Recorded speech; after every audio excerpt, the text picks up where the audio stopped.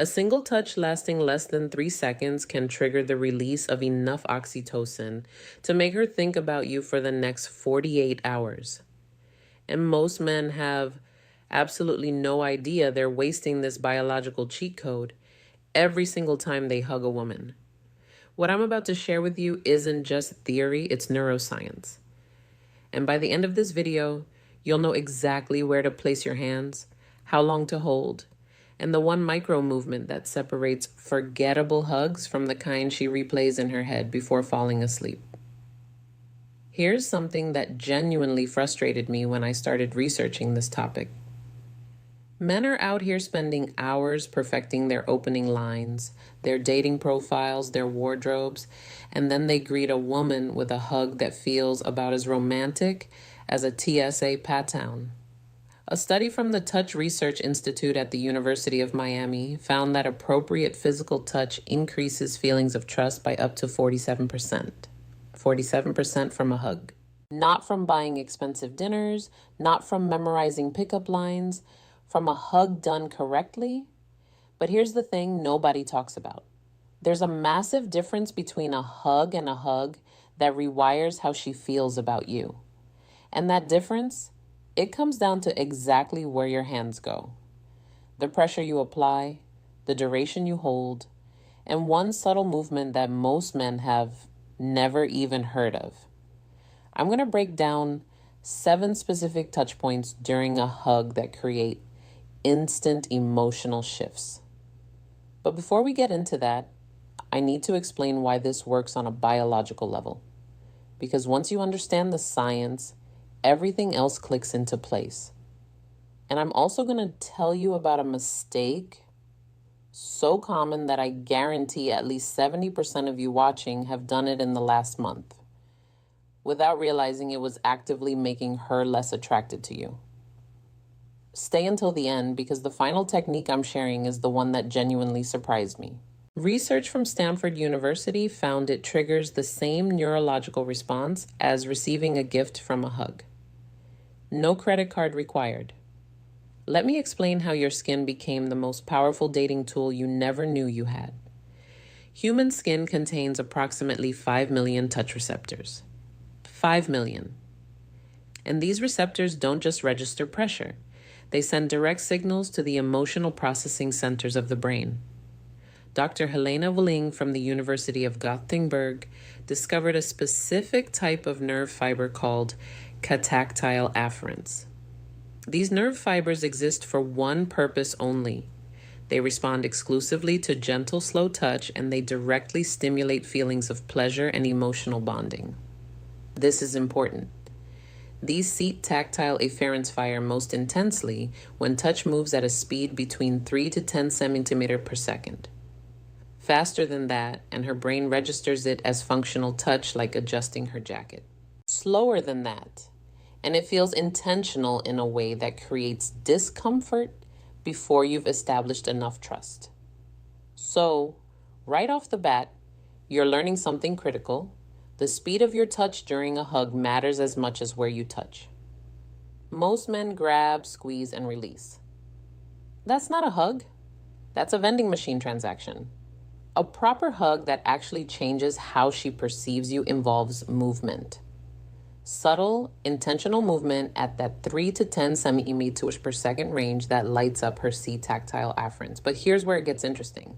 Not all areas of the body have the same concentration of these specialized nerve fibers. The back, specifically the upper back between the shoulder blades, has one of the highest concentrations. Meanwhile, areas that men instinctively gravitate toward during hugs often have lower concentrations of these receptors. So, you've potentially been targeting the wrong zones this entire time. Don't worry. I'm going to give you the exact map in the next section. Now, we get into specifics. I've organized these from least intimate to most intimate because context matters. You don't use Zone 7 on someone you've just met. That's restraining order territory, Zone 1, the upper back placement. This is your foundation. When you hug her, your dominant hand goes flat against her upper back between her shoulder blades, not grabbing, flat, palm making full contact. The reason this works is twofold. First, it activates those cat tactile afferents I mentioned. Second, having your hand flat rather than curved suggests openness and warmth rather than possession or urgency. A study published in the journal Emotion found that participants who received hugs with full palm contact reported feeling significantly more supported than those who received hugs with curved or grabbing hand positions. Same hug duration, different hand positions, completely different emotional outcomes. Zone 2, the shoulder cradle. Your non-dominant hand has a job too. It should rest on her shoulder with your fingers naturally extending toward her upper back, but not overlapping with your other hand. This creates what's called a containment embrace. It signals protection without restriction. Here's a mistake I see constantly. Men place both hands at the same level on her back. This feels symmetrical, which might seem logical, but symmetrical positioning reads as impersonal. It's how you hug your aunt. The asymmetrical placement, one hand higher than the other, creates a more intimate and less formulaic sensation. Zone 3, the gentle gather. This is where movement comes in. Once you're in the hug, your upper hand makes one slow gathering motion. Not a rub, not a stroke, a gather. It's a subtle tightening of your embrace, pulling her maybe half an inch closer, lasting about 1 to 2 seconds. This movement tells her subconscious that you're choosing to bring her closer. It's active rather than passive. You're not just accepting a hug. You're actively wanting her closer. Dr. Tiffany Field, who directs the Touch Research Institute, has noted that static touch and dynamic touch produce measurably different hormonal responses.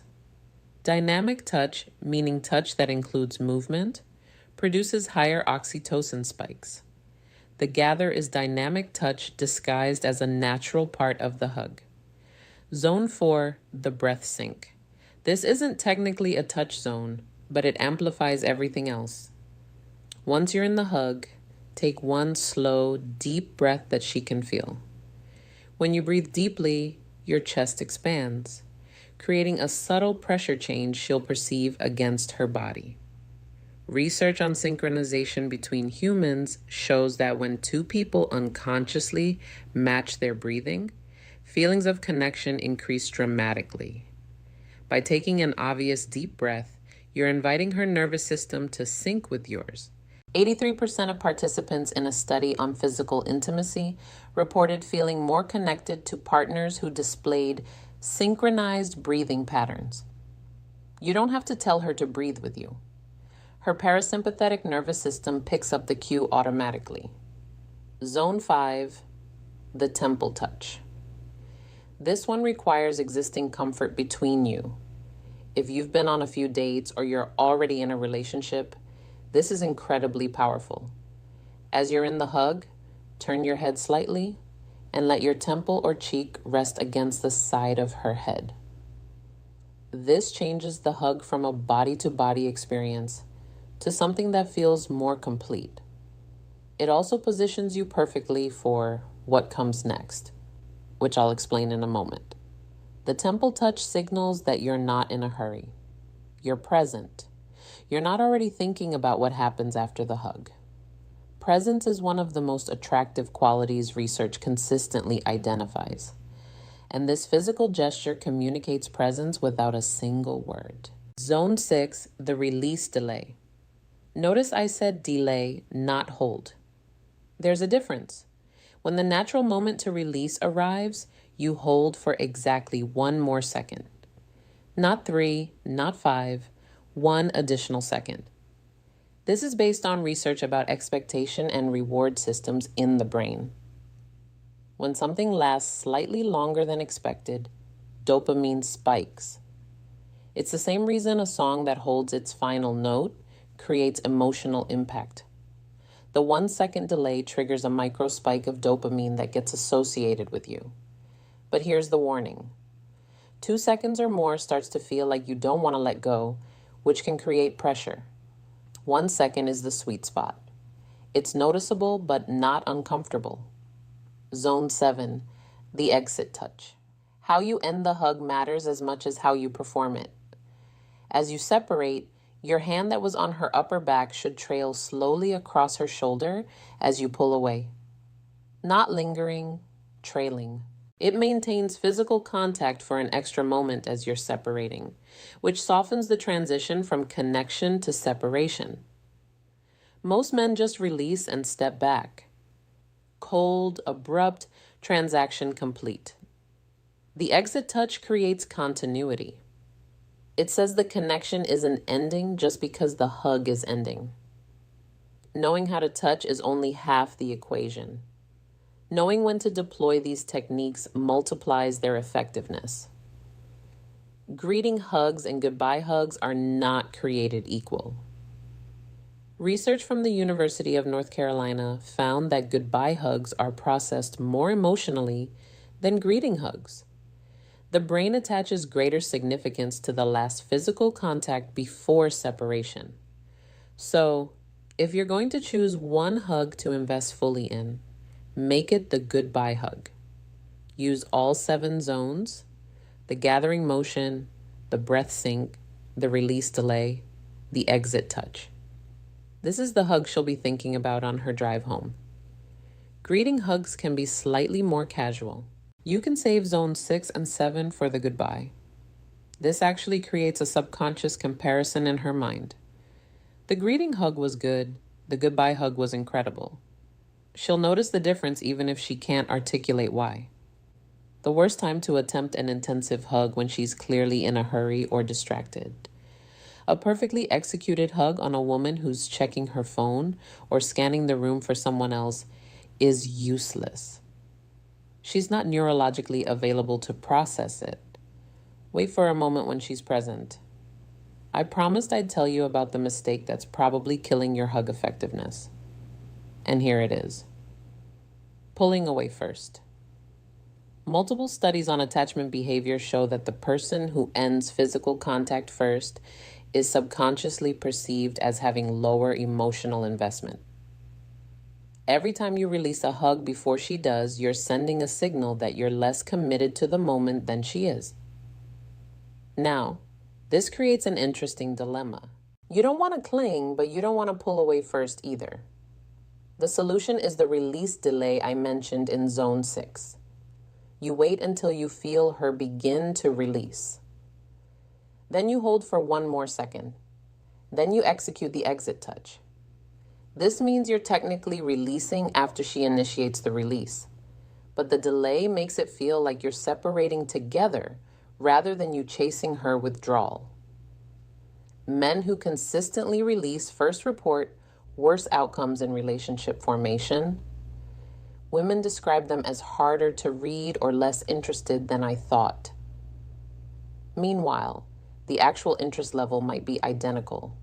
The hugs are just communicating the wrong message. So, you've executed these techniques. How do you know if they're landing? First signal, the lean in. If your embrace triggers a stronger lean from her, pressing more of her body against yours, that's a clear indicator her nervous system is responding positively. She's literally trying to increase the contact. Second signal, the exhale. A deep exhale during or immediately after the hug means her parasympathetic nervous system just activated. You've created relaxation, safety, comfort. Third signal, the linger. After the exit touch, watch her body. Does she stay in your personal space for a moment? Does she step back immediately? Staying in proximity after the hug ends suggests she didn't want it to end. Fourth signal, the touch return. Does she touch you back? A hand on your arm as you separate? Contact with your shoulder? Anything that maintains connection. This is called touch reciprocity, and it's one of the strongest indicators of building attraction. Here's something funny. Sometimes you'll execute these perfectly and get absolutely no visible response. This doesn't mean it failed. Some women have been socialized to hide their physical responses. The impact might be completely internal. You'll often notice the difference in how they text you later or their enthusiasm about the next meeting.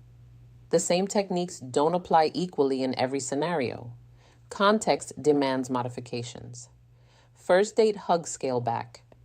Use zones 1 through 3 maximum. You haven't built enough trust for the more intimate zones yet. The goal of a first date hug is to be slightly better than expected. Not overwhelming, not boundary pushing, just better than the awkward side hug she was probably bracing for. Establish relationship hug. Go full expression. Use all 7 zones but add one more element, verbalization. A quiet word spoken during the hug. Even something as simple as mom or hey, you adds an auditory component that creates memory anchors. Studies show that multi-sensory experiences are remembered more vividly than single-sense experiences. Comfort hug. This is when she's upset or stressed. Forget the technique playbook. In this context, your only job is duration. Research on stress response shows that hugs need to last at least 20 seconds to significantly lower cortisol levels. During a comfort hug, you let her determine when to release. No delays, no exit touches, pure responsiveness to what she needs. Friend zone hug, real talk. If you're trying to transition from friendship to something more, the hug is actually one of your best tools. A friendship hug is typically quick, symmetrical, and low pressure. Introducing asymmetry, slowing down, adding the exit touch. These create cognitive dissonance. She'll notice something feels different even if she can't identify what changed. Remember when I mentioned research from Stanford about triggering the same neurological response as receiving a gift? Here it is. Dr. neuroeconomist Paul Zak found that when hugs last at least 20 seconds, oxytocin levels rise enough to create genuine neurological bonding. But that's not the surprise. The surprise is that hugs of this duration combined with what he calls supportive back contact actually triggered reward centers in the brain, similarly to receiving an unexpected gift. The key word is unexpected. Routine hugs don't trigger this response. Hugs that feel somehow elevated, more intentional, more present than usual, these create the gift response. Everything I've taught you in this video is designed to create that elevation. The techniques transform an expected routine hug into something that feels like a gift. And receiving that gift from you without you having spent a cent creates positive associations that money genuinely cannot buy. The irony is beautiful. Men spend hundreds on dates, experiences, and gifts trying to create positive feelings. Meanwhile, a free hug done correctly can trigger identical neurological rewards. So, how do you actually integrate this without becoming robotic? Because overthinking during a hug creates awkwardness that ruins everything. Practice in low-stakes situations first. Hug friends. Hug family members where appropriate. Focus on one zone at a time. Master the upper back placement until it's automatic. Then add the asymmetric positioning. Layer techniques until the complete sequence flows naturally. The goal is unconscious competence. You want these techniques available without conscious processing so that when you hug someone, you're genuinely interested and you're fully present rather than running through a mental checklist. I'd estimate it takes about 3 weeks of intentional practice before this becomes automatic. That's 21 days of hugging people in your life with attention to technique. After that, your default hug will be dramatically better than it is today. A hug is not just a greeting. It's not just a farewell. It's one of the most powerful communication tools available to human beings. And now you understand how to use it properly. Most men will watch this video and do absolutely nothing. They'll think interesting and continue giving the same mediocre hugs they've always given. Some of you will actually implement these techniques. You'll notice changes in how women respond to you. You'll notice relationships progressing faster. You'll notice that physical connection comes more naturally. The difference between the two groups isn't knowledge. Both groups now have the same information. The difference is action. So, here's what I want you to do. Not subscribe, not hit a bell. I want you to think about the next person you'll hug after watching this. Maybe it's tonight, maybe it's tomorrow. I want you to consciously implement just one technique from this video. The upper back placement, the exit touch, the release delay. Just one. That's your commitment. One technique, one hug, see what happens. And once you've experienced the difference, you'll naturally want to add more. You won't need me to tell you to practice. You'll practice because you'll have felt the results yourself. Now here's the thing. Understanding how to touch her is only half of the equation. You also need to recognize when she's touching you. Because here's something most men completely miss. Women communicate attraction through touch constantly, but they do it in ways that seem accidental. They're absolutely not accidental. That video appearing on your screen right now breaks down the exact touches she uses when she's interested. The ones disguised as casual contact that are actually deliberate signals. It's called when she touches this. It's not an accident. It's a clear sign. Consider it the second half of what you just learned. You now know how to touch her. That video teaches you how to read when she's touching you. Click it. Watch it. Because combining both skills, that's when everything changes.